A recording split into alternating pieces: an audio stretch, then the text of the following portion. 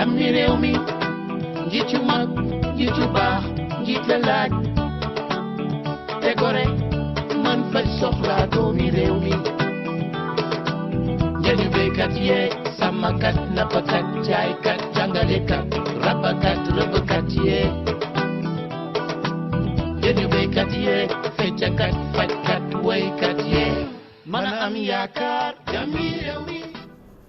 mbokk yi asalaamaaleykum mbégteex bànneex la ñuy am di feggoog yéen ci Walf TV leeru jamono baatu ñamul baat rawatina ci seen émission bile di Selebe Yoon ñu fiy pencoo lépp loo xamante ne dafa yemoo ak actualité ay bés bi askan wi bëgg ñu leen ci gindi saa su jot ñu ciy dalal ay kàngam yoo xamante ne seen xam-xam day màcc jëm ca fànn boobu moo tax tey suñu plateau ñu dalal fii professeur Abdoul Diouf nekk secrétaire général bu CPJE nay leer ak major Alioune Kandji du consultant certifié en relations internationales et ak diplomatie du ñu def lu dul bàyyi suñu ay gan ñu nuyoo ba noppi ñu doog a sóobu ci li nga xamante ne moo di waxtaan gi ñu fi dajale tey professeur ñu ngi lay nuyu. jërëjëf Awa Diop ñu ngi lay fay di profité wàllu aussi di nuyu suñu vis-à-vis di la sant di la gërëm parce que émission boo xamee ni dama ko yàgg seetaan di ko topp participer ci toog ba Europe daaw di la woo à plusieurs reprises di rafetlu ni ngay doxee di la woon ma disponibilité à venir encore partager ay moment ak yéen yàlla dogal loolu tey mu indiwaat ko et dafa bokk ci lu ñu tuddee les chefs d'œuvre d'émission parce que la pertinence la clairvoyance ak dal gi da koy wane ba tax na bu ñu ñëwee ci lu mel nii lu ñu def lu du rafetlu ko yaakaar ni conversation bi ñu jëm waxtaan wi dañ ko def lépp mu nekk pour l'avenir ou bien l'intérêt du peuple sénégalais jërëjëf professeur ñuy rafetlu itam teewaay bi major Alioune Kandji yow tam ñu ngi lay nuyu. waaw soxna si ñu ngi lay fay ñu ngi nuyu professeur comme ni mu ko waxee di kontaan ci invitation bi di ñaan yàlla ñu débattre lu bari ba nga xam ne ñu koy déglu danañ ci jëlee njariñ ba réactualiser ce qui s'est passé comme on parle de l'actualité nous allons réactualiser l'activité l'actualité jërëjëf major Alioune Kandji ak professeur Abdoul Diouf ñu gën ko xam ci Abdoul Mbacké kon tey ci waxtaan bi ñu nekk ci 1er mai suñ ko waxee moo di fête du travail kan moo ko war a màggal ci yenn anam lañ ko war a màggalee ak ndax tey ji propice na pour ñu fêter li nga xamante ne moo di fête du travail ci biir réew mi gis nañu ne saa su jot doon bi du soppeeku maanaam cahier de doléance yi la ñuy jébal ñi nga xamante ne moo di njiitu réew mi te ko ca taabalam ndax cahier de doléance googu saa su jot itam dañuy nemmee ko suñu demee ba ci biir gis secteur bi yëngul lool liggéeykat yi di ñaxtoo ko yi ni mel ndax tey pertinence bi du woon ñu ut beneen ëpp doxalin indi itam ab coppite ca fànn boobu professeur.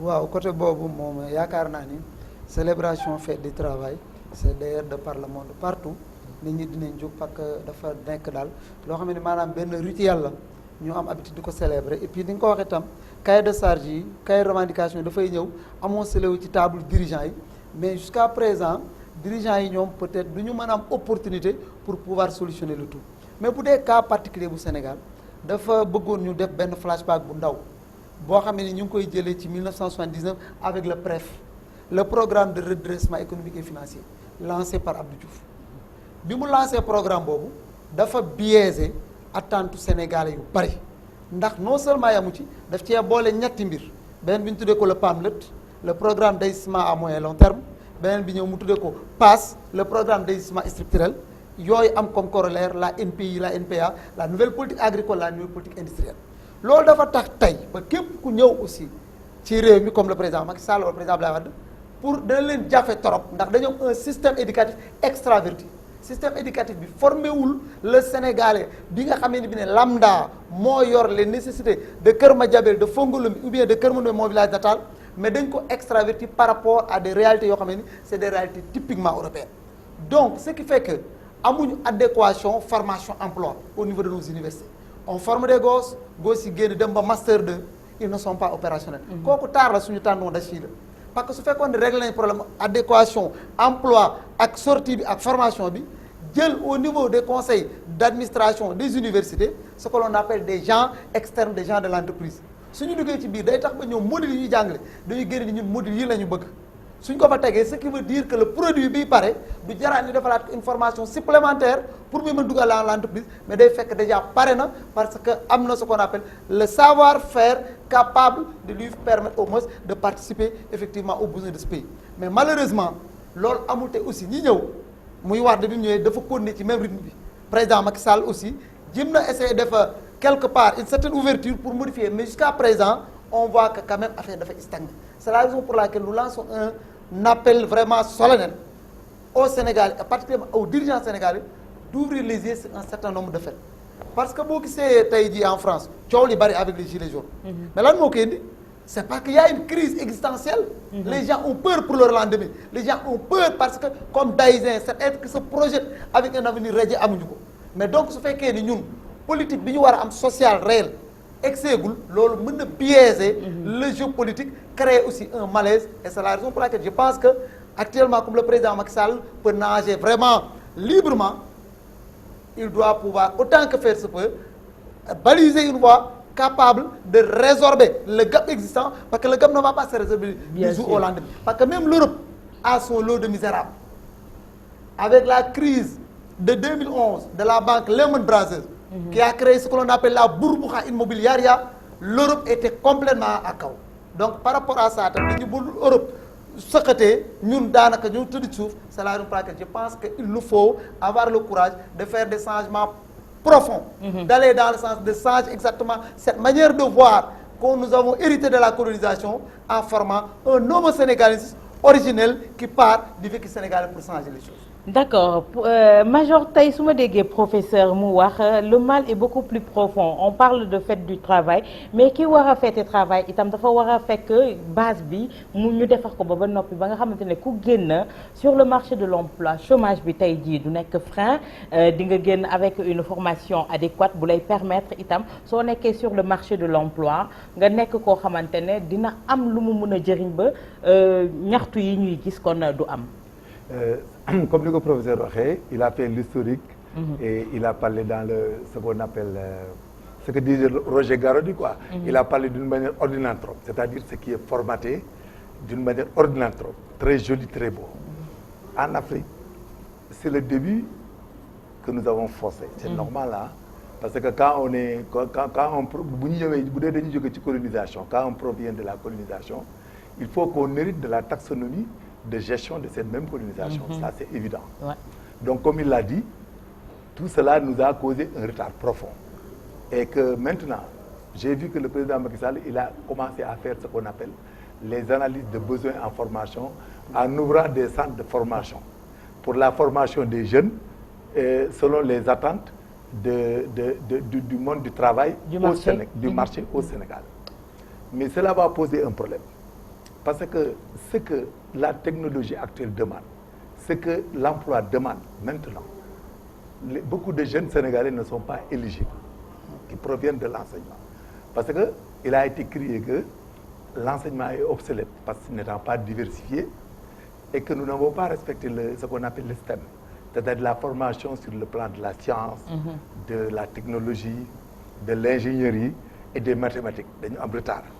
te loolu actuellement mooy nekk li nga xam ne moo nekk en vogue pour nga am liggéey bu gaaw sur tous les domaines. Bon, il y a une diversification des écoles mais les écoles n'ont pas de limite c'est-à-dire qu'ils font présentement la même chose parce que ce que l'État forme les privés qui viennent forment la même chose c'est ce qui aggrave encore le chômage.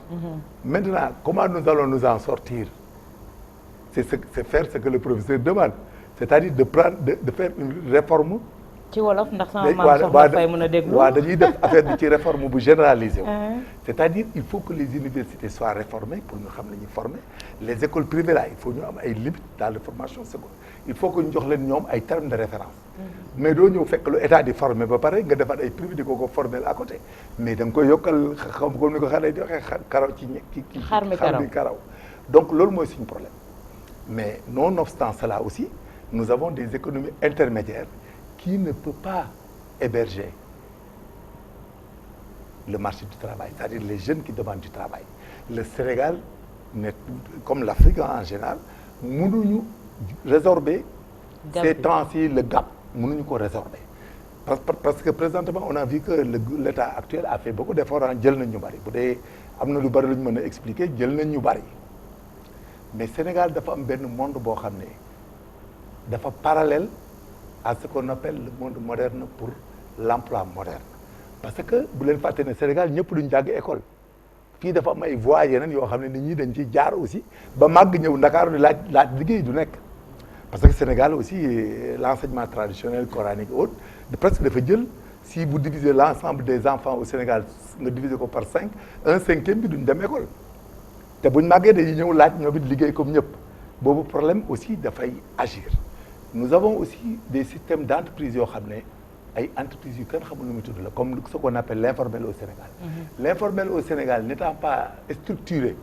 mënoo xam waa ji ñaata nit la mën a jël même li muy fay impôt mënoo koo xam mais pour lutter contre le chômage des difficiles parce que fii Sénégal actuellement beaucoup d'entreprises traditionnelles de Baol Baol et autres ñi ngi yor alal yor ay moyens di jël ay nit mais nanguwuñu moderniser te duñ jël kenn parce que kenn xamu leen te kenn leen ko demandé il faut ñu def audit xam toutes les entreprises yi nga xam ne dañu traditionnel ak ñuy jaay xool seen capital comme seen actif ak seen passif yi mais di leen imposer ñu am ay comptable di am ay gestionnaire di am ay logisticien di def ay secrétariat di respecter le principe de la fiscalité di jël ay vendeurs mais doo créer entreprise boo xam ne da ngay amasser léegi ay milliards te état bi mënul a wax ñaata nit ngay jël. loolu il faut ñu egg ci niveau boobu aussi. il faut ñu egg ci niveau boobu mais yaakaar naa ne ak réforme yi nga xamante ne dugal nañ ko jàpp ne suñu defee réforme yooyu dina indi benn stabilité dina indi benn clairvoyance ci li nga xamante ne moo di domaine du travail boobu suñu réformer administration bekk yi ni mel tey ji yaakaar naa ne chômage bi dootul nekk benn goulot ci suñu gouvernants yi. non en principe avec ces réformes mën nañu am un léger mieux mais pour le gis nga problème bi suñu ko bëggee seetlu dafa am 3 étapes le moyen le court et le long terme parce que c'est un problème assez spécifique non seulement au Sénégal mais presque à l'Europe parce qu'aujourd'hui agitation et meeting yi mais c'est des questions de survie c'est des questions de garantie et de relève sociale parce que chaque enfant qui naît aujourd'hui en Europe c'est une assurance vieillesse donc par rapport à cette situation moi j'ai vu que il y a 2 éléments fondamentaux yu ñu mën a découvrir comme vraiment ñu mën a jàpp ni lii ci yoonu changement la mu li tuddee les DAC les domaines agricoles communautaires ak les ISEP gis nga malheureusement le problème sànni nañ ko rek nii mais jusqu'à ce jour exploitation maximale bi ñu war a am semence bi ñu ci war a am suñ ko amoon ci DAC bi dina résorber gap bu bëree bëri ci xale mais il faut aussi mu am benn conscientisation boo xamante ne dinañ ko def parce que fii Sénégal ñun lu ñu gëm suñu yaay yi suñu maam yi gëm comme moo ne tant que toogoo ci bureau jàpp nañu ne yaa ngi liggéey loolu c'est tellement intéressant que d'ailleurs boo ko seetloo le président Diouf ma doon wax il avait créé l'avènement des maîtrisards boulangers quand en Sciences Éco on formait les gens ils sortaient ils n'étaient plus opérationnels ils ne pouvaient plus travailler parce que l'ENA moo fi nekkoon temps boobu à compte-gouttes lay jël mais bu ñu ko seetloo ci gis à part 2 pëli 3 tonnes ñi des ñëpp ay kuréel lañ parce que liñ jàpp mooy li ñu doon wax en wolof wàcc raxasu ñoom bureaucratique la mais pourtant je vois parce que Dieu m'a donné l'opportunité d'intervenir dans 3 universités l'université de Ziguinchor l'université de Saint-Louis et l'université de Thiès mais les gosses je vous assure si on les organise en GIE ils ont les fonds nécessaires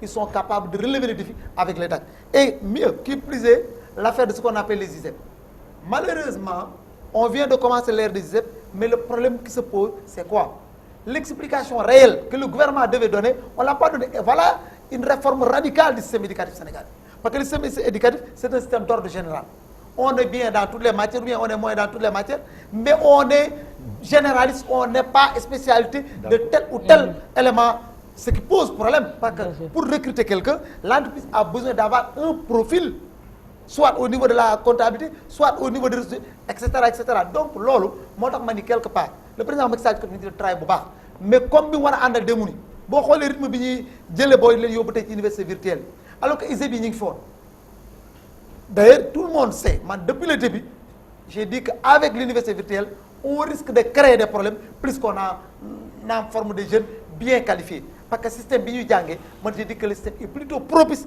en Europe qu'ici mais donc moo tax man je pense que le problème suñ ko bëggee régler radicalement c'est d'abord faire li ngay wax une communication en amont et en aval mettre les moyens nécessaires pour changer les choses et je vois que par rapport à l'élection qui s'est déroulée il y a une lecture réelle de la situation j'en suis convaincu que ne serait-ce que pour créer une stabilité ne serait-ce que pour gérer le pays avec maestria, avec tact, sans problème. Le président Macky Sall va baliser ce chemin pour pouvoir régler les choses, j'en suis convaincu.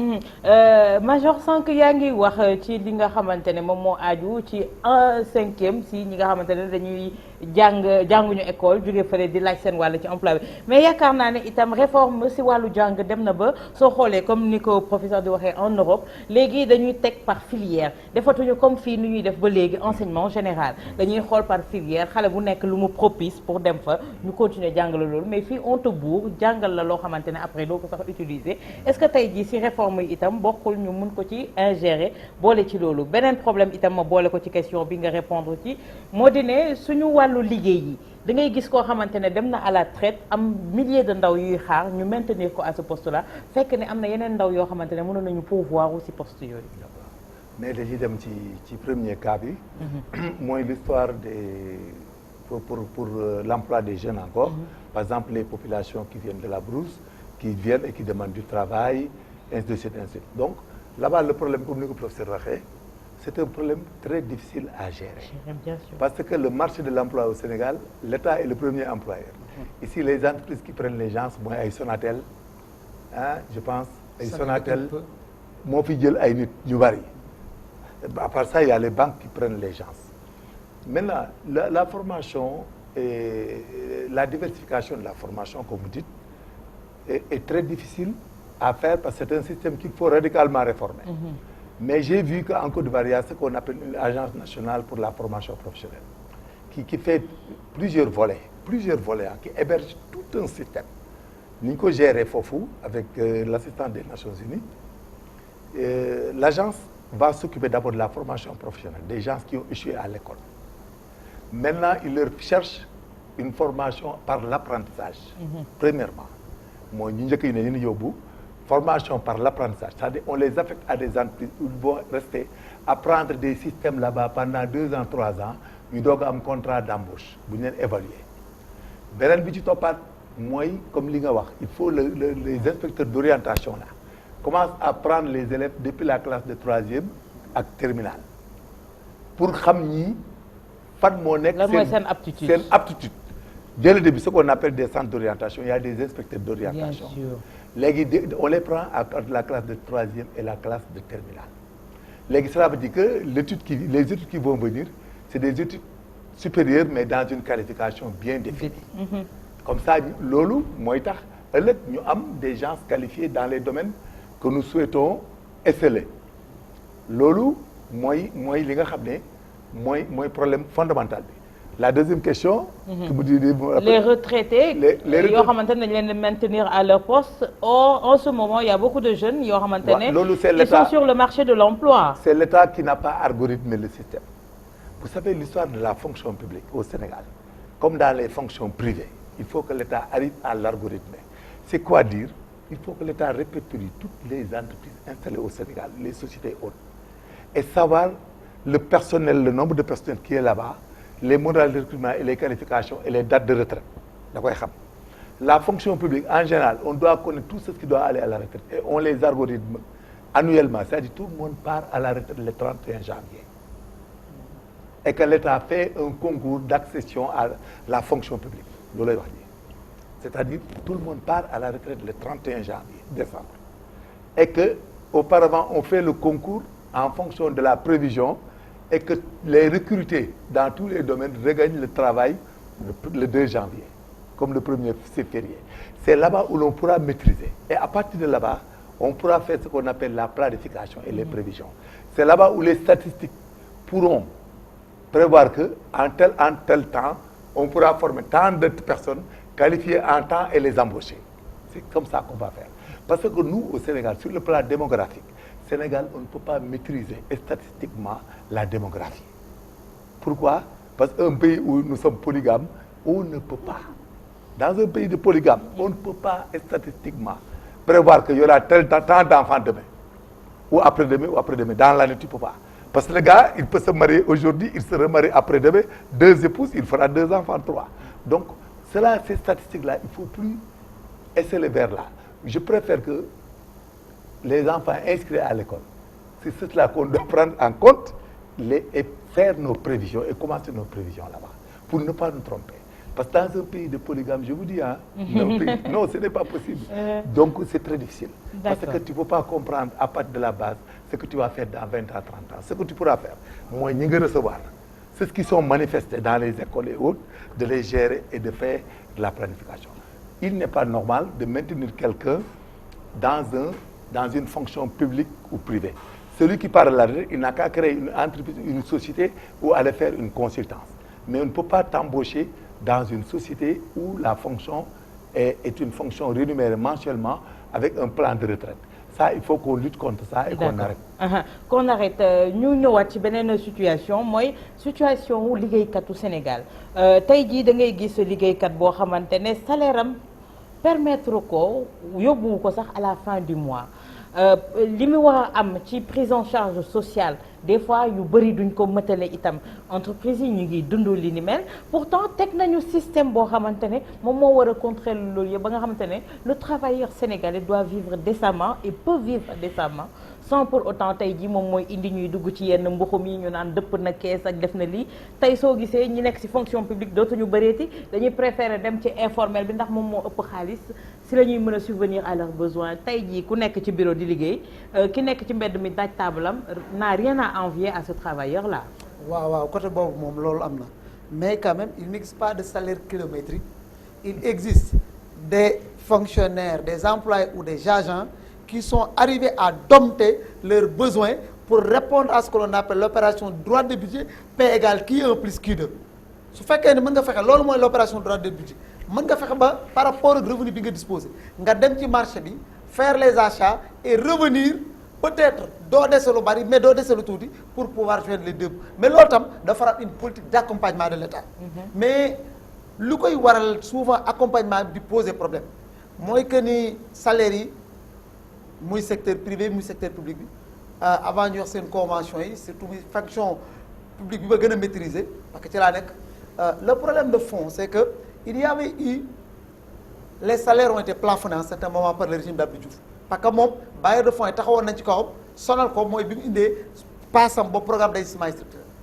mais quand même avec l'avènement du président Wade nga bëgg ko nga bañ ko d'ailleurs ci nga gisee université salaire yi ñu def leen indemnité boo xam ne léegi ñëpp a ngi dellu suñu seen thèse pour dem université au niveau des fonctionnaires aussi ñu gis ni bi fi amee grève 2006 bi indemnité de reçu documentaire bi jël na 60 000 yokku ci président Macky Sall bi ñëw aussi on a constaté que dafa jël le pari sur lui impôt bi ñu doon jël mu bàyyi leen impôt sur le revenu ku nekk ngay fonctionnaire 20 000 25 000 génn sa salaire mais le problème de fond c'est quoi c'est que le travailleur sénégalais a une certaine particularité il a un bon ca boutique ba bu weer wi dee bu amee ñuy lebale cuub garila daf koy jël mais xam nga situation yu mel noonu quel qu'en soit l'état même l'état providence mënu régler problème boobu mais là où je voudrais venir et le professeur Iba Der Thiam l'avait dit en regardant le système de rémunération au niveau des États-Unis par quinzaine on rémunère les gens mais loolu dafa war a ànd ak aussi une éducation du travailleur sénégalais de lui faire savoir que lii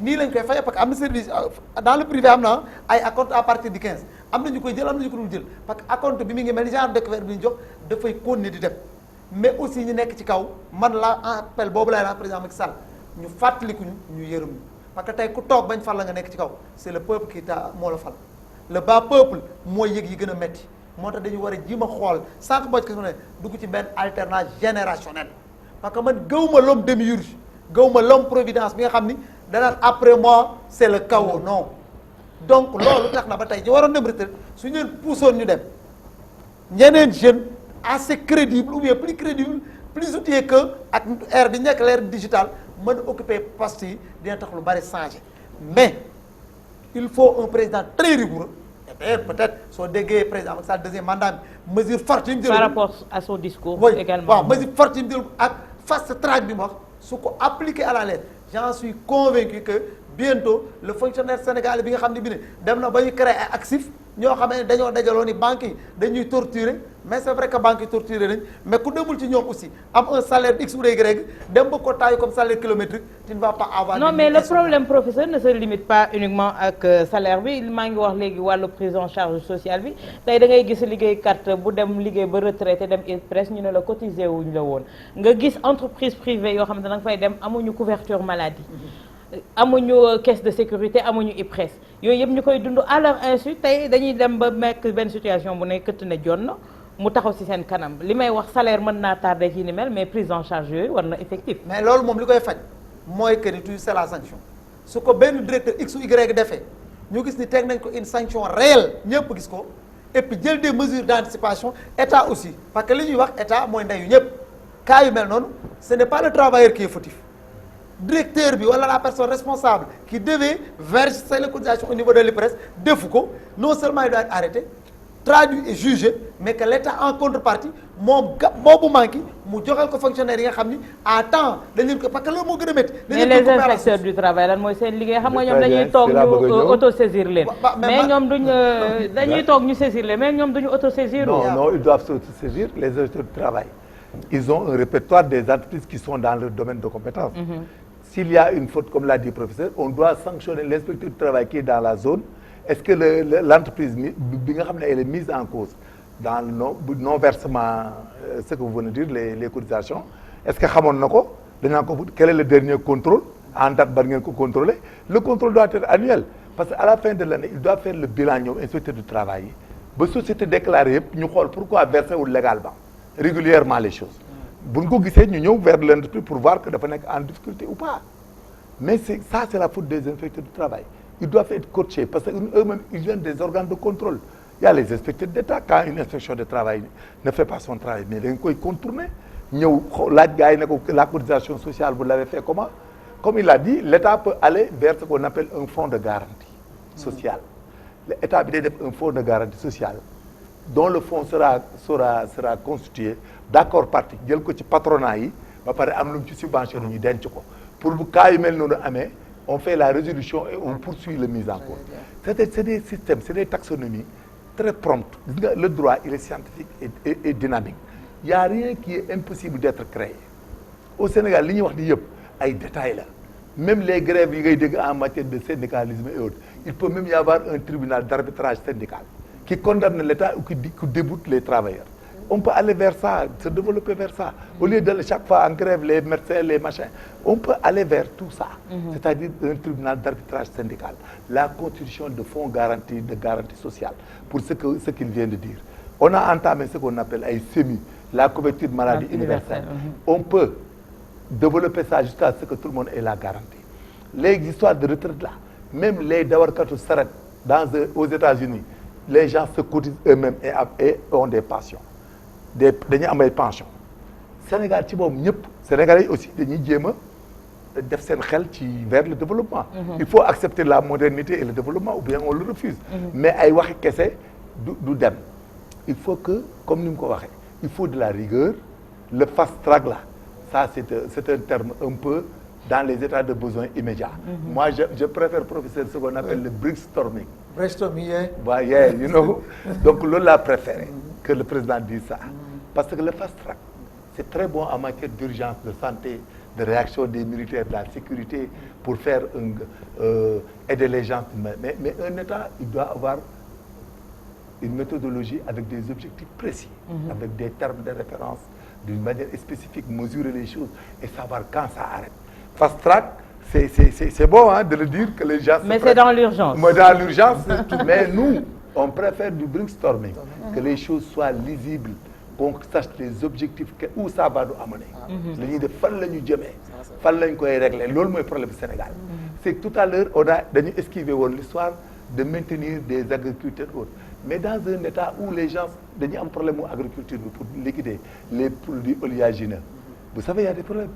Et que les produits oléagineux, là, nous dérivés, l'huile que nous mangeons, chocolat de tigène, gerte, tout, hein, avec les aliments de bétail.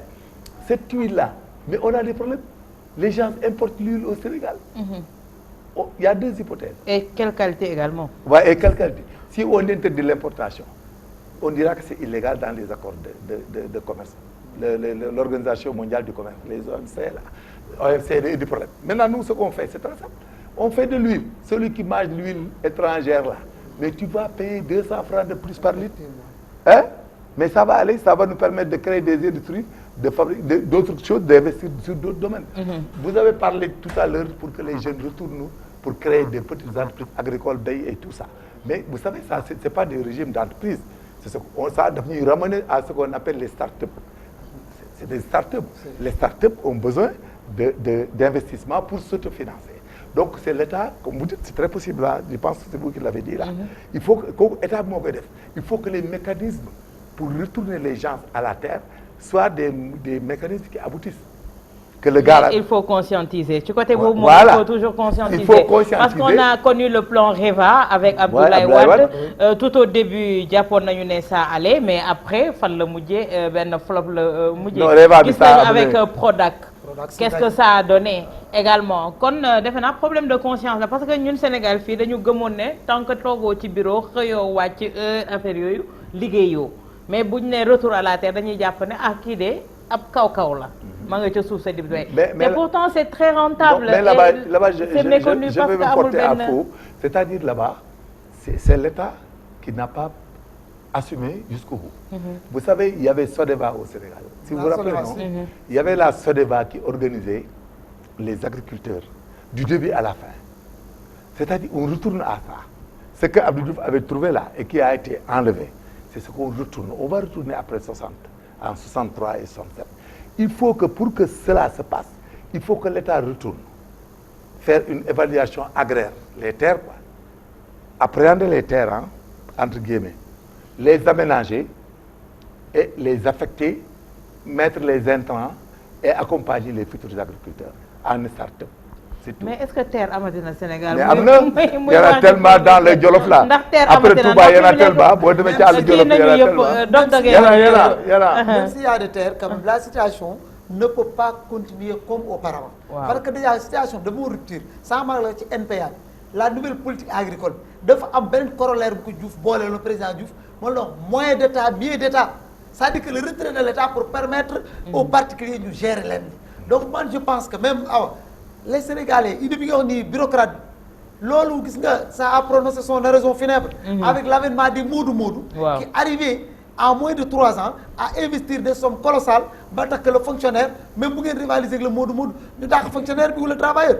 Mais maintenant ce qui se passe c'est quoi? C'est-à-dire que li ñu doon xaar cette vision et cette autorité, je ne dirais même pas autorité dans le sens littéral du terme, mais cette autorité que effectivement l'État doit exercer peut-être manque quelque part.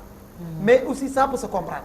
Parce que durant le premier mandat du président Macky Sall, il y avait trop de coalitions, il y avait trop de pression. Mais aujourd'hui, je pense qu'on est sorti de l'auberge. Oui, on est sorti de l'auberge. Et je pense que le président Macky Sall, ce qui lui reste, ce n'est plus ce qu'on appelle la victoire, mais c'est la gloire. En quoi faisant? En réglant exactement et de manière radicale le problème de l'emploi criard auquel la jeunesse est confrontée, mais aussi et surtout permettre à ce que un certain nombre de croyances ancrées dans la mentalité sénégalaise puissent disparaître pour créer un nouveau sénégalisme libre, capable d'avoir une vision futuriste et de changer les choses des mes experts. Des mes experts. On avance un peu si point boobu sax daf ñuy permettre ñu jublu ci li nga xamante ne moom moo aju ci wàllu sécurité gis nañu ne temps yi agressions yi les meurtres les assassinats te ñu ci nemmeeku ñu ci ëpp moo di jeunes yi en général dañu naan oisiveté bi moom mooy jur loolu chômage bi moom mooy jur loolu tey ji on a l'impression que semaine bii ñu génn rek on a eu pas mal de morts ay jeunes ñoo xamante ne ñoo rey seen ay morom ndax lan ay agression sàcc portable ak ay sàcc yeneen ak yeneen yi ni mel dévaliser ay kër ak dévaliser ay boutiques loolu tey jii suñ ko nemmeekoo ci réew en général dañu naan day tomber moment boo xamante ne les jeunes amatuñu jubluwaay amatuñu jëmukaay agression moom moo fi sës pour mën cee génn. non am na non les jeunes am nañ jëmukaay am nañ jëmukaay am nañ lu ñu war a def vous savez il y a ce qu'on appelle les facteurs criminogènes dafa am ay facteurs endogènes ak ay facteurs exogènes. Le portable déjà est un facteur criminogène. Ça dégrade même les mœurs. Le portable, l'avènement des portables là. Portable, tu vois, un facteur criminogène là. parce que c'est un luxe, c'est un moyen de communiquer, c'est un moyen de tout. Donc les jeunes, ils veulent des portables, ils les vendent. Donc il y en a qui sont tentés à les voler. Les jeunes Sénégalais qui s'adonnent au crime, qui résultent des vols avec violence, c'est-à-dire li ñuy def ñoo ko tey, il appartient à l'État de les combattre, aux forces de sécurité, de les arrêter par le feu. Xam nga luy loolu? Tu trouves quelqu'un en train d'agresser avec paaka, avec un couteau, tu le laisses pas le temps, tu le butes. C'est ça la vérité aussi. Parce que aussi un État n'a pas d'état d'âme. Sénégal li fiy dox bu amee problème insécurité, c'est parce que Sénégalais yi dañoo bari coow di wax lu ñu xamul. On ne peut pas accepter des fois da ngay gis kuy nekk fii di sàcc yor paaka wala jaasi, mais ñu rey ko nit ñi di ko défendre léegi.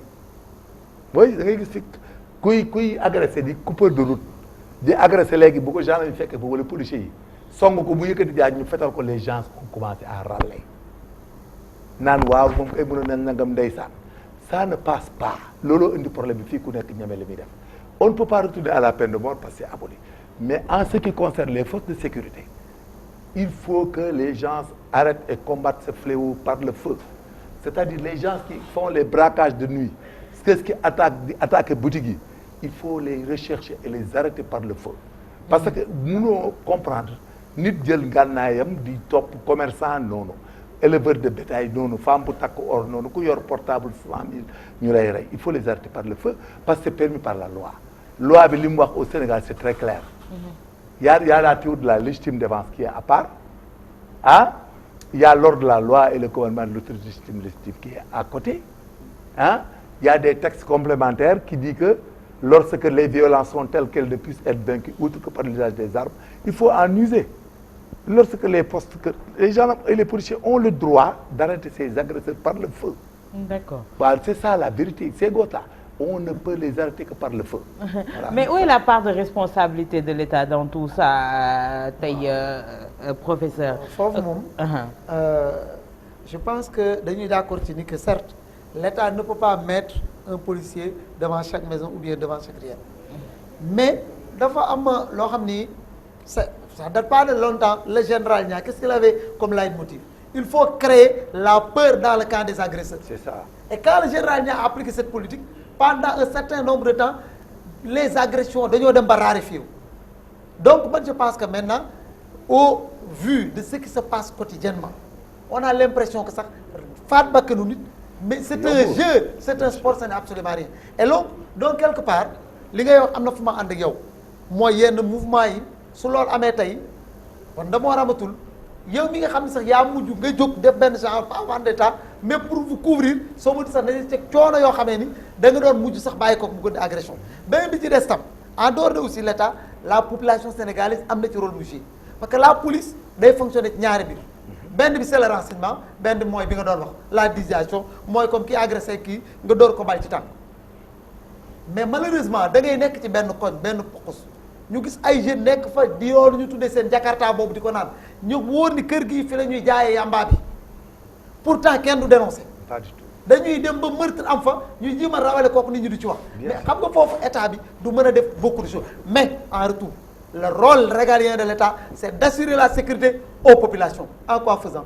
En augmentant le recrutement au niveau de ce qu'on appelle les GMI, les gendarmes et autres. Et dans ce cas suñu appliquer maximum général Niang, j'en suis convaincu qu'affaire agression yii ñu gis pêle-mêle du nekk lu dul un mauvais souvenir. Kon àndoo ak ñi wax ne jeunes yi ñàkkam xëy bi moom moo leen dévier ci wàllub agression beeg violence beeg yi ni mel. mais man histoire li ma montré surtout en Europe ñi dàq doon dugg ci yooyu mooy les fils de riches et de pacha. parce que dañ leen a dugal ci benn rythme de vie ñoom ñu nekk ci benn tour d'ivoire que boo seetloo ñi gën a ñafe tey parce que l'école est un moyen de promotion sociale. tey ñi ngi gis nii ci gouvernement beeg ñëpp ngay xool. laaj leen fu ñu jógee. des villages très reculés. leurs parents avaient des difficultés à faire bouillir la marmite. mais tey ñi nga xam ne bii ne ñoo teg coono ñi mooy ñi nga xam dañu jógee ci quartier IP yi dem ba dugg ci yenn genre drogue yi nga xam da leen di détourner du vécu quotidien ñooñu ñooy agressé. Donc moi je pense que quelque part c'est pas le manque d'emploi qui est à l'origine, mais de la part d'une certaine éducation biaisée de leurs parents et des jeunes qui n'ont pas de vertu, qui ne regardent pas aujourd'hui comme étant un jour net et demain le futur comme étant l'avenir, mais sinon ils vivent selon leurs instincts et des réalités qui nous sont tout à fait étrangères.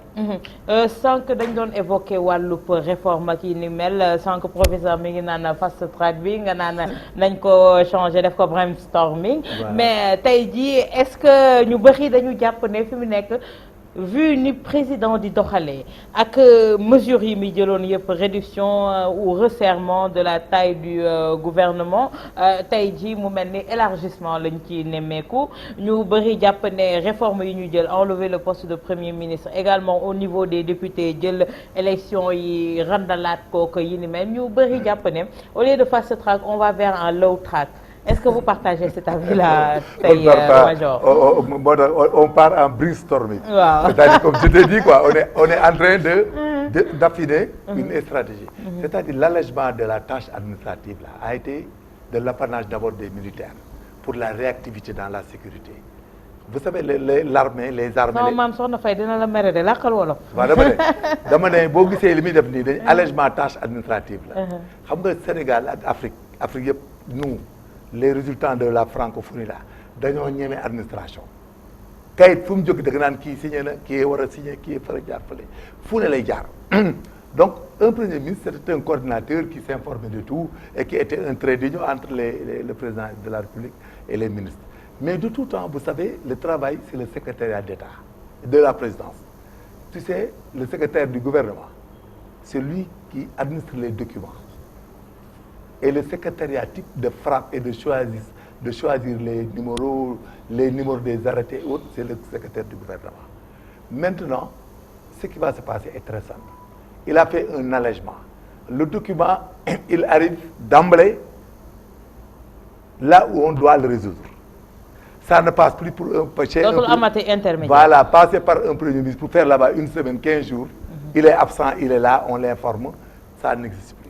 Le ministre, il amène le document, il y aura un dispositif de veille là-bas, au niveau du secrétariat général du secrétariat de la présidence comme du gouvernement. Le document, il doit arriver, il n'est pas arrivé, mais lui, il n'endosse pas la responsabilité. Il vous le demande. Ah, monsieur le ministre, votre document devait arriver parce qu'on doit amener telle date. Mais tu sais, quand le premier ministre est là, c'est des alibis, des arguments. Moi, je suis très d'accord. C'était comme dans les armées, il y avait ce qu'on appelait le chef d'état-major, nonobstant, pas chef d'état-major général, hein. Il y avait dans les armées, là, comme nous à la gendarmerie, à l'époque, on avait un chef d'état-major qui coordonnait les cabinets, les divisions et autres. Mais parce que le général Persac, très prompt, n'a pas vu les détails. Day yàggal affaire bi. Donc, il a commencé à faire ce qu'on appelle l'allègement de la tâche administrative. Mais après nous, pour vous donner un exemple, on a un général qui s'appelle Abdoulaye Fall, mais quand il est venu, il a autonomisé tout le système de commandement. Donc, cela veut dire que les gendarmes-là, quand ils sont à 200 km, ils peuvent agir sur tous les aspects. Sur l'aspect commandement, sur l'aspect moyen, sur l'aspect tout, ils peuvent faire. Ils sont libres. C'est très bien. C'est très bien. Les Sénégalais, ils aiment les postes, ils aiment des titres, ils aiment... C'est des détails. L'histoire d'un produit qui enlève, ce qu'il dit là, c'est plus prompt. C'est-à-dire, au contraire, c'est Macky Sall qui a dévalué son temps et son autorité même. Parce qu'il est devenu lui-même un secrétaire exécutif, c'est-à-dire qui vient exécuter, comme tout le monde. Donc c'est très bon. Le Premier ministre, par modestie, il a accepté d'aller être autre chose qu'un Premier ministre. Ça veut dire que c'est pour aller travailler, mouiller le maillot. Mais les Sénégalais, ils parlent que de postes de, comment on l'appelle, de postes d'honneur, de Premier ministre, je suis consultant, je suis... Ça, c'est des détails. C'est des détails. Mais tey ci allègement boobu mu ñuy wax ak ci resserrement ak li ni mel mais on a constaté que naam il a diminué 5 ministres mais tey jii on se retrouve avec des ministres d'État à n'en plus finir tey jii auprès du président de la République donc tey jii allègement boobu fan la féete bu ñu doon wax allègement peut-être pour gonfler li nga xamante ne moo di la caisse du pays peut-être foofu lañ ko doon xaaree. waaw non certes y en a mais awa quelque part soo xoolee yenn direction disons yenn ministères yi xaw a regroupé il y a quand même une volonté de réduire mais c'est un peu compliqué la tâche disons, la formation du gouvernement. C'est difficile. Mais moi, par rapport à la, surtout, hein, ce qui attire mon attention par rapport à la suppression du poste de premier, et ça, c'est une idée qui m'est personnelle, ce n'est pas mon parti, mais moi je dis que je ne suis pas d'accord. Mais, si on regarde de près, ce qui arrive à un certain nombre de travailleurs et de fonctionnaires, qui ont des dossiers qui font plus d'une année, 8 mois, pour avoir un seul acte, le fonctionnaire qui se trouve à Kédougou, à Fengolemi, est-ce qu'il est juste, ne serait-ce qu'au nom de ce que l'on appelle la tracasserie administrative, de trouver avoir un premier ministre qui est là et les choses durent au niveau de la primature, avant d'aller au niveau de la présidence, cela pose problème. Le seul hic, et d'ailleurs c'est parce que j'ai écouté l'autre jour Ablaye Makhadou, qui a dit que quand le président Diouf avait pris le pari sur lui d'éliminer le poste de premier ministre, au début il restait chaque 3 mois, il invitait un ministre. Finalement, il n'a pas pu faire le tour. Parce que par rapport à ses visites, par rapport à son calendrier, autre chose, ça pose problème. C'est la raison pour laquelle je pense, effectivement, le président Macky Sall, avant de prendre une telle initiative, il a cogité, il a réfléchi là-dessus. Sinon, on risque d'avoir le revers de la médaille. Il y a une question qui s'impose également. Nam suñu regrouper yenn ministères yi, mais efficacité biñ ci xaar itam est-ce que dinañ ko am? Peut-être que détacher leen mu am efficacité, moom moo gën ñu regrouper leen te du am efficacité. Non, là le problème c'est quoi? Ça dit que l'efficacité dépend de ce qu'on appelle l'architecte ou le ministre en tant que tel. Parce qu'on a beau faire, the right man on the right place. Et déjà, si tu regardes au niveau des directions, les gens qu'on a nommés comme directeurs, c'est des gens qui étaient des ministres, capables de faire avancer les choses de type autant. Ceux qui sont devenus des ministres, c'est d'anciens DG qui ont eu le flair de travailler les choses. C'est la raison pour laquelle je pense que le casting est maintenant bien fait. Est-ce que maintenant ce casting bien fait produira la mayonnaise dont on aura besoin? That is the question. Mayonnaise bi dana am ak soble si bu baax ak poobar bi. Comme il l'a bien dit, hein, il a déjà résumé le problème. Parce qu'actuellement, vous avez vu au Sénégal ce qui ne s'est jamais passé. Des ministres qui deviennent DG. Moussa, moi, fast track. Comme il a dit, c'est des ministères bien structurés. Vous savez, le ministre, tout ministre, là où il est, dans chaque branche de sa compétence, il y a une direction. Le ministre là, il n'est rien du tout par rapport au fonctionnement d'un ministère. Parce qu'un ministère... Il y a des techniciens mais non, il y a des directions même. Il y a des directions. Il y a le ministère de la Santé, il y a la direction de la pharmacie, il y a la direction de la santé, direction de ceci, cela. Chacun a sa mission et l'accomplit et répond de sa responsabilité. Quand tu demandes au ministre quelque chose, c'est lui qui part demander à ce chef de direction-là, comme il l'a dit. Donc, l'efficacité, ça dépendra peut-être du choix des personnels. En ce qui concerne le nombre de ministres, le gouvernement, il est bien agencé. C'est des ministres avec portefeuille qui nous intéressent. Les autres ministres qui sont des ministres conseillers, ce n'est que des conseillers. Parce que le président de la République... Mais qui vont bénéficier de privilèges. Non, pas de privilèges, c'est un salaire, ça c'est normal. Même moi, quand j'étais commandant de brigade, j'avais du carburant, j'avais un véhicule. Ça, c'est des détails, c'est le terme sénégalais. C'est les Sénégalais qui disent avantage. Quand nous sommes le matin, président, il va s'arrêter, ou tir. Les Sénégalais, il faut qu'ils arrêtent. Un ministre, quand il est dans un ministre, il faut un secrétaire, il faut un cabinet. Parce que, par exemple, le cas d'un ministre qui est conseiller en matière de droit, mais tout ce qu'on amène au président de la République, il regarde la conformité. Pour dire qu'au président, ce qu'on vous demande, c'est ce qu'on vous demande. Le président, il ne lit jamais un livre ou un rapport. Il ne lit que des fiches de synthèse. C'est très compliqué. Dans tous les domaines, il ne lit qu'une fiche de synthèse. Moi, en tant que, par exemple, directeur national ou le ministre quelque part, je fais un rapport sur tous les détails techniques. Mais qui va l'exploiter à la présidence? Qui va faire la fiche de synthèse et lui proposer les décisions à prendre? Il faut que tu sois expert. Mais ce gars-là, il faut nommé. Quand tu as 500 000, tu peux être ce conseiller. Il doit faire le groupe. Maintenant, il va retourner là où il est. Il fait un travail. Non, ce n'est pas, c'est une pensée.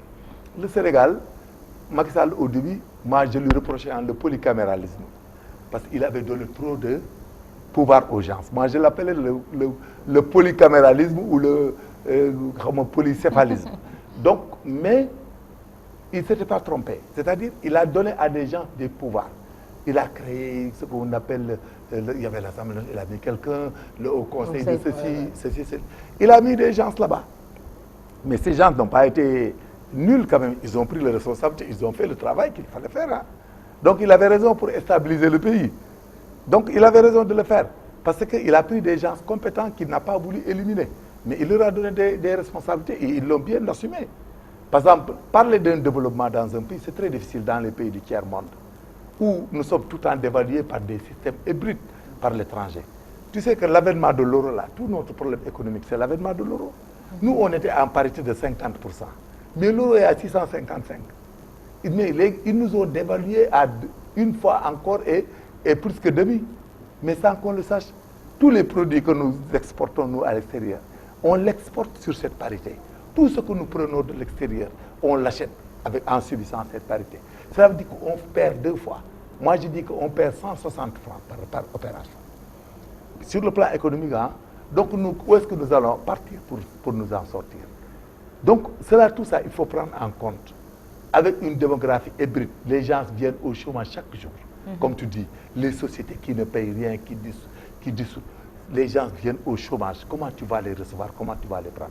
C'est une stratégie très compliquée à régler. Peut-être les professeurs là vont intégrer le système de conseil du président de la République pour lui donner quand même une stratégie nouvelle pour faire le travail. Si point vous, ça, professeur, le président de la République, on dit 5 ans, mais apparemment il lui reste 4 voire 3 ans pour dérouler. Et pourtant la demande est là. Une demande pressante, bon, les Sénégalais n'ont plus la patience. Nous leur disons on fera. C'est pour le long terme, à court terme. Est-ce qu'il est possible, faisable que nous réaliser attentes aux Sénégalais, surtout sur les points les plus essentiels? Man, bi ma gisee discours bi muy dem di prêter serment. Beneen bi ci des mu nekk 3 villes bi ma dégloo le discours man gëm naa ni ak équipe bi taxaw il a des objectifs qu'il peut atteindre à court terme. Maintenant nag leen rek moo ci mën a indi problème mën nga ñëw daal na Wade était très bien ambitionné. Wade bi ñu doon génn naan j'ai bloqué la constitution à 2 mandats je peux plus me représenter. Wade dafa gëmul da doon dem mais c'est en cours de route la ay yeneen événement mën a surgir mu dem ba ñu travail ko ci ore mu ñëw. Mais quand même quelque part le président Macky Sall a quelque chose que Wade n'avait pas, il a l'avantage de l'âge. Et j'en suis convaincu par rapport à ce discours, par rapport à nous restructurer un certain nombre de choses, ma conviction est que le plan Sénégal émergent aussi dont on parle. Est-ce que la réalité ne peut pas être tout autre également ce point madame, pour vous? Parce que c'est l'horizon 2035. Qui parle de l'horizon 2035, si on vous dit que le président Macky Sall peut régler tout sur le hic et le noum, mais il y a 3 temps qu'il faut utiliser. Le court, le moyen et le long terme. Mais ma conviction est que, ne serait-ce que pour les élections de 2024 à venir, pour pouvoir au moins avoir un élément de la paix ou bien la moisse présidentielle, c'est à l'aune du bilan des 5 ans que le président Macky Sall présentera au Sénégal. J'espère qu'il ne va pas évoquer le côté économique pour dire que li ni mel moom mooy retardé lii parce que bu ñu fàtte ne bi mu demee au groupe consultatif de Paris il avait récolté pas mal de milliards et également il y a une nouvelle donne qui vient s'ajouter moo di le pétrole qu'on a et le gaz tey jii exploitation mais on attend ça à 2022 ou 2023 ñu commencer à récolter des fruits également tey jii on pense que avec masse boobu yëpp on n'aura pas de problème pour dire que ne côté financement moo retardé tel développement ou tel autre. Le financement du club de Paris, c'est un financement avec la présentation de projets et de programmes. Des projets programmés dans le temps et dans l'espace. Ceux qui donnent leur argent maintenant, ils ne le donnent plus en liquidité que tu mets dans ta caisse pour dépenser. Tu leur montres les projets, ils les réalisent. Oui. Voilà, là c'est sécurisé. La Banque mondiale, mais ils avaient choisi... le FMI, tout est programmé. Donc là-bas, le président ne peut pas avoir de problème sur le club de Paris. Donc en ce qui concerne le pétrole et le gaz, quand ils seront récoltés, mais c'est des rentes. Et ces rentes-là, on les met dans le budget qui rejoint le programme de l'État dans la budgétisation des différents projets. Donc l'OLU aussi, c'est des mécanismes traditionnels qui ne posent pas de problème. C'est comme des entrées économiques, des entrées c'est comme les impôts, c'est la même chose qui entre dans le pays. C'est-à-dire qu'ils le mettent dans le budget d'abord. Ce n'est pas parce que le pétrole est haut, ça vient, on met ça ailleurs. Non, on le met dans le budget pour le mettre ça dans le programme de développement du pays, dans les dépenses. Mais c'est une nouvelle donne pour le Mais Sénégal. Ça accroît, par exemple, le traitement des fonctionnaires, les investissements en matière de scolarité, le problème de santé, nous résoudre le chômage, nous résoudre le train de vie des personnes et autres, des populations, nous régler et faire des investissements aussi dans d'autres domaines. comme les terres, acheter, renforcer notre compagnie aérienne, par exemple, faire des hôtels, bon, développer les hôtels pour permettre d'attirer les étrangers à ce qui concerne le tourisme, développer les surtout forces de côté sécurité. tourisme bi nga xamante ne Sénégal fi mu nekk nii matière de tourisme ce n'est plus ça. Mais c'est normal parce que c'est la Casamance, l'événement de la Casamance. Il ne faut pas l'imputer à l'État. Parce que la région naturelle de Casamance était une région naturellement destinée au tourisme, que Dieu avait donné des avantages. Et depuis Abdou Diouf, dañ fa def ay aéroport au Cap pour recevoir les charters. On avait déjà tout mis en place pour que le tourisme sénégalais marche. Et le tourisme sénégalais était déjà bien fixé, bien établi. Mais avec l'avènement de la rébellion, mais voilà que tout est impacté. Mais là même, je voudrais dire, non, attention, parce que le Sénégal a deux types de tourisme. Il y a le tourisme rural intégré et le tourisme haut de gamme. Et le tourisme haut de gamme ne bat pas de l'aile. Le tourisme haut de gamme, en fonction de la bonne saison, la forte saison, arrive à enregistrer des records extraordinaires. Ce qui se passe, c'est quoi? C'est que par exemple, avec le tourisme rural intégré, là où l'on a parti au niveau de Baïla ou bien ce qu'on appelle les campements touristiques, à cause de l'insécurité, il y a eu quelques problèmes, certains touristes se sont rétractés. Et même avec l'attentat qu'avait subi le couple Gare et Gagnère. Mais tout de même, d'un point de vue touristique, Saly est en train de régler le déficit qu'on a enregistré à Kafountine ou bien au Cap Skirring. Très bien. Ça, il faudra reconnaître que l'État est en train de faire vraiment avec l'investissement nouvel, même il l'a signalé aujourd'hui pour développer. Major mi ngi wax ci waxu Casamance ma bëggoon ñu terminer ko rek moom moo di ne la nouvelle déclaration de Salif Sadio est-ce que du nekk beneen problème boo xamante ne moom mooy ñëwaat ajouté wu ci problème bu président Macky Sall war a régler. Moi je pense que Salif Sadio est en train, moi, en ce qui me concerne, c'est mon constat. Parce que moi, je suis spécialisé dans l'approche de résolution des conflits. Salif Sadio, en ce qui le concerne, est en train de rater l'histoire. C'est tout ce que j'ai à dire. Parce que une rébellion qui a duré presque 30 ans, moi, j'ai été en Casamance en intervention en novembre 1982, étant gendarme. Je connais les noms, je les ai même frottés. Je dis ici hautement qu'il est en train de rater l'histoire. Parce que tu ne peux pas te rebeller pendant 30 ans, 40 ans et que l'État fait tous les efforts qui sont à la limite de ses moyens pour développer une région où les gens ne subissent aucune discrimination sur tous les plans, professionnel, social, tout. Quel sentirul fine qui Casamance ou la Fenen Amoufi, un président qui l'a fait. Il est en train de rater l'histoire, lui et les ceux qui l'accompagnent. Et qu'un jour, les personnes vont le régler, il ne sera pas là. Et il verra ce que je dis. Il est en train de rater l'histoire. Moi c'est tout ce que j'ai à dire dans cette affaire. Parce qu'en approche de... Cheikh Touré avait dit que si vous n'acceptez pas d'avaler une aiguille dans une chambre, un jour vous avalerez en plein public un tronc d'arbre. Il y aura des gens qui vont le régler et peut-être il ne sera pas là et d'autres ne seront pas là. Mais c'est sûr que la Casamance sera réglée par les générations futures. Mais est-ce que vous partagez cet avis? Est-ce que Diapone nous donne un problème pour le président Macky Sall va essayer également de renégocier ou remettre sur la table ce problème-là? Moi, j'ai la mort dans l'âme en entendant la déclaration de Sadio Salif, mais j'avoue que ku xam président Macky Sall mu jëlee nguur geeg léegi ni muy doxale gëw ma ne na dox chantage gëw ma ne def pas et ce qui m'a fait mal, pourquoi je dis que j'ai la mort dans l'âme, j'avais eu l'opportunité d'intervenir dans cette même université di gis su ma doon xëy di dem université mango yi di daanu ci suuf ma gis le bois de tech gis le bois de verre en Europe 1 kilogramme de mangue coûte 8 à 7 euros ma xool ni tey bu jàmm jooju amoon Casamance ñu exporter mangue yooyu lan la mën a jariñ Casamance yooyu non seulement li ngeen di Salif Sadio derrière l'histoire mais il a déjà accusé un faux départ à la Ben Johnson. Le résultat sera la disqualification parce que les peuples sont totalement décidés à effectivement vivre la paix parce que la Casamance est assez meurtrie et il est inquestion, voire hors de propos, de mettre la Casamance dans l'escarcelle d'un petit groupuscule d'individus capables de créer la tension du jour au lendemain dans le seul but d'avoir des prébendes ou bien d'avoir des économies de rente. Cela, il faut que ça cesse et j'en suis convaincu que le gouvernement ne laissera pas la situation perdurer. C'est bon? C'est bon? Ouais. Donc, comme l'a dit le professeur, le conseil que les gens doivent donner à la rébellion casamançaise, c'est parler aux Casamançais parce qu'eux, ils sont sénégalais, ils font leur dit. Il faut qu'ils se rappellent qu'ils ont impacté négativement la Casamance. Pourquoi? Parce que comme il l'a dit, aucune exploitation n'est possible, aucune valorisation des produits en Casamance n'est possible. Les gens ont quitté la Casamance pour venir à l'intérieur du pays pour chercher du travail, alors que c'est eux qui devraient en donner. Les gens qui sont là, qui sont des Casamançais, ne peuvent plus investir là-bas. Tous, ils cherchent des maisons à Mbour, même à Saint-Louis et autres. Ils deviennent même maintenant maires dans les villes et autres.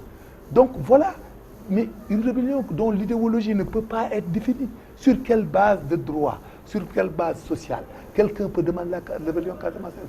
Donc moi, ce que je leur conseille, je le dis tout simplement, en tant que frère, qu'il est en train de rater l'histoire.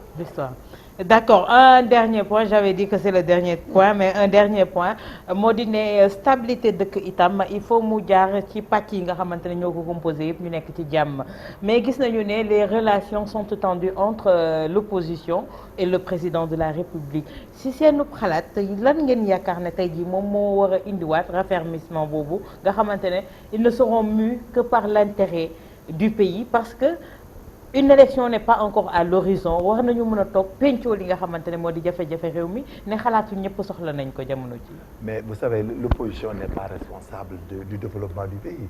L'opposition, ce qu'il cherche, c'est la place de l'autorité légitime, de la place du président de la République. Parce qu'une opposition, quand vous l'appelez, vous ne pouvez discuter que des modalités d'élection. Par exemple, comment on fait les élections, comment on met les listes et autres. Cette opposition-là, si elle accepte d'accepter dans le gouvernement, le président de la République va les mettre là-bas. Mais c'est-à-dire, comme vous dites, les pachos là, l'opposition sénégalaise, c'est une opposition qui cherche le pouvoir. C'est la même chose en France avec Marine Le Pen. Elle ne verra rien de positif au profit du président Macron. Les oppositions, tu sais, la démocratie, c'est l'avènement d'un système politique le plus hypocrite du monde. Tu sais, c'est quoi? C'est chercher à tout prix à prendre la place de l'autorité anciennement légitime. Tu sais, c'est ça le postulat de départ de ce qu'on appelle les oppositions au Sénégal. Opposition de développement, il n'y en a pas. Nañ arrêté. Il les appelle pour discuter d'un point quelconque. Il n'accepte pas, il n'a qu'à assumer sa responsabilité et gouverner. C'est tout ce qu'on dit. On ne peut pas être au Sénégal fii de régler des gens qui sont dans l'opposition, qui contestent des élections et autres, nga nekk fi di leen xaar pour gouverner. Il les appelle, ceux qui veulent acceptent de venir, ils viennent. S'ils ne viennent pas, il n'a pas à rappeler l'invitation. D'accord. Professeur, rapidement. Non, man personnellement.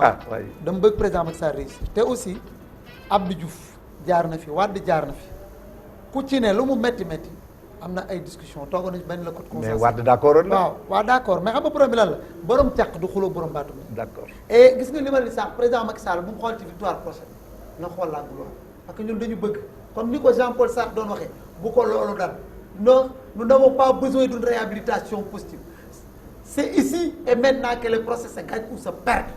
Président Macky Sall war na génn la haute de l'histoire moo tax ñun ci la ñuy ñaax au sein de notre parti ci la ñuy dox di waxtaan ak opposition di waxtaan ak ñëpp fédéré indi ba mu am rencontre boo xam ne sans exclusive la ñëpp da ci bokk parce que Sénégal loolu mooy ndamam. Mais d'accord. Mais je lui réplique aussi la citation de Balthazar pour l'opposition qui dure, l'opposition qui est là depuis longtemps. te chaque fois dañuy am ay problème duñ jubóo kenn du def xam nga Balthazar avait dit mu ne y a combien d'hommes ils ont perdu tout ce qu'ils ont gagné sur leur front au sacrifice de leur sang parce qu'ils n'ont pas su quitter à temps. Il y a des gens dans l'opposition sénégalaise ils doivent quitter. C'est pertinent. Arrêtez. Voilà. merci yaakaar naa ne tey moom waxtaan bi macha allah neex na parce que xam-xam rek moom moo génn ci plateau Télé Bayonne tey jii merci. Professeur comme invitation bi yeex naa cee jot. ba le président de notre coalition Demba Diop di Diop si. jotu ñoo yëgante aussi ma di ko gërëm par rapport ak ce qu'il a fait dans le cadre. sama xarit la nag mais yow il faut nga dem ci Macky yow jàppale ko. yow yaa war a dem yow moom te modéré yow mën nga dem ci Macky. Professeur Abdoul Diouf secrétaire général CPJE Nayler ak Major Alioune Kandji di consultant certifié en relations internationales ak diplomatie ma leen di jaajëfal bu baax ci wuy si bi ak pertinence li nga xamante ne moom moo di débat bi waaye di jaajëfal bu baax Cheikh Tidiane Diop mi nga xamante ne du côté de la réalisation technique ak yëpp moom moo ci jàpp ba mu yemb ma koy jaajëfal di jaajëfal Ousa Sall bi fare woon ci wàllu décor bi waaye du côté de la coordination Oustaz Assane Diouf ma koy jaajëfal di leen jaajëfal yéen ñi safoo leeru jamono wal fajri baatu ñu amul baat dig daje àllarba bi di ñëw bu soobee suñu borom di leen ñaanal fanaanu jàmm ak salaam te di ko sàkku ci yéen.